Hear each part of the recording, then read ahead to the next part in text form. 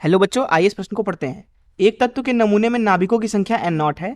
n औसत आयु के पश्चात बचे नाभिकों की संख्या क्या होगी? आइए इस प्रश्न की मुख्य अवधारणा की चर्चा करें। दरअसल हर एक रेडियो एक्टिव विघटन अभिक्रिया प्रथम कोटि की अभिक्रिया होती है। मान लीजिए हमारे पास में एक नाभिक है A, जो कि विघटित होकर के एक B नाभिक में परिवर्तित हो रहा है।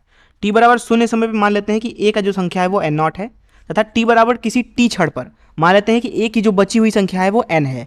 अर्थात यहाँ पे n नॉट थी पहले और वो क्षय होकर t समय पश्चात n बची है। बस मान लीजिए कि इसका क्षय नियतांक लैम्डा है, तो n का मान लिखा जाता है n बराबर n नॉट e की पावर माइनस लैम्डा टी। यहाँ पे जो n है वह है t समय पर बची हुई नाभिकों की संख्या, n नॉट है t बराबर 0 समय पर ली गई नाभिकों की संख्या, और लैम्डा है क्षय नियतांक। साथ ही साथ अगर हम यहाँ पे दिए गए प्रथम कोटि की अभिक्रिया जो है रेडियो एक्टिव क्षय, उसके लिए अगर औसत आयु का मान लिखना चाहें, जिसे टी एवीजी बोला जाता है, टी एवरेज अर्थात औसत आयु, वह लिखी जाती है 1/लैम्डा के बराबर, अर्थात क्षय नियतांक का उल्टा। तो इस मुख्य अवधारणा का इस्तेमाल करके आइए इस प्रश्न को हल करें। यहाँ इस प्रश्न में बोला रहा है कि एक तत्व के नमूने में नाभिकों की संख्या n नॉट है, अर्थात t बराबर 0 पे हम मान लेते हैं कि जो नाभिक है वो n नॉट है। फिर बोला जा रहा है कि n औसत आयु के पश्चात बचे नाभिकों की संख्या क्या है, अर्थात t हमें जो लेना है वो लेना है n औसत आयु अर्थात n गुणे t एवरेज समय।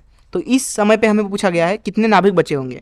तो यहाँ से मुख्य अवधारणा से सूत्र का इस्तेमाल करें तो n बराबर n नॉट e की पावर माइनस लैम्डा टी। तो यहाँ पे हमें n निकालना है